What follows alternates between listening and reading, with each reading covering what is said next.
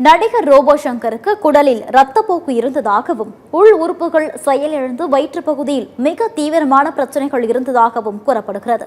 இந்த நிலையில் கல்லீரல் மற்றும் இரைப்பை சிறப்பு மருத்துவர் கரண் ஜெயின் சத்தியம் தொலைக்காட்சிக்கு அளித்த பேட்டியை பார்க்கலாம். The reason for his death என்ன சொல்லியிருக்காங்கன்னா அவருக்கு ஒரு வருஷம் முன்னாடி ஒரு லிவர் ப்ராப்ளம் சொல்லி டயக்னோஸ் பண்ணாங்க. ஜாண்டிஸ் இருந்தது அவங்களுக்கு. அதுக்கப்புறம் தென் ஷூட்டிங் பண்ணிட்டு இருக்க ஸ்பாட்டில் சடனாக கொலாப்ஸ் ஆகிட்டு அவர் ஹாஸ்பிட்டலுக்கு கூப்பிட்டு போயிருக்காங்க. And 2 days of aggressive medical management பண்ணியும் they couldn't save his life. Major organ liver நம்ம பாடியில் இது நம்மளுக்கு it is basically called as the gateway to the heart. So நம்ம உடம்புக்கு ஃபுல்லாக மெட்டபாலிசமே ப்ராசஸ் பண்ணுறது லிவர் தான் ப்ராசஸ் பண்ணும் நம்ம எல்லா மெட்டபாலிசம்ஸுமே.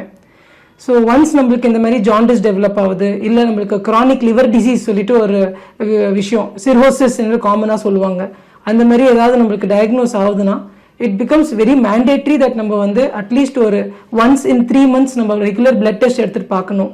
ஒரு வாய் வழியாக எண்டோஸ்கோப்பி சொல்லி ஒன்று பண்ணுவாங்க. So endoscopy at least once in 6 months we should undergo an endoscopy.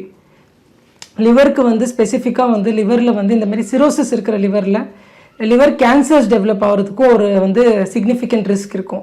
அதனால it is very mandatory that நம்ம ஒரு வருஷத்துக்கு ஒரு வாட்டியாவது நம்ம ஒரு சிடி ஸ்கேன் பண்ணி நம்ம லிவரை பார்க்கணும். Routine blood test, routine doctor visits இந்த மாதிரி நம்ம பண்ணிகிட்டே இருந்தால் we can control the liver disease.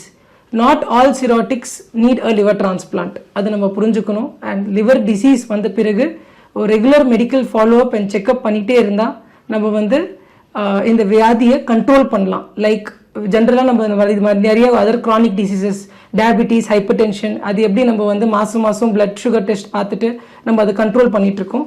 அதே மாதிரி நம்ம லிவருக்காகவும் ரெகுலர் பிளட் டெஸ்ட் பண்ணிகிட்டே இருந்தால் and regular scans and imaging பண்ணிகிட்டே இருந்தால் நம்ம லிவர் டிசீஸை ஒரு செக் பாயிண்ட் மாதிரி வச்சுக்கிட்டு we can address the issues.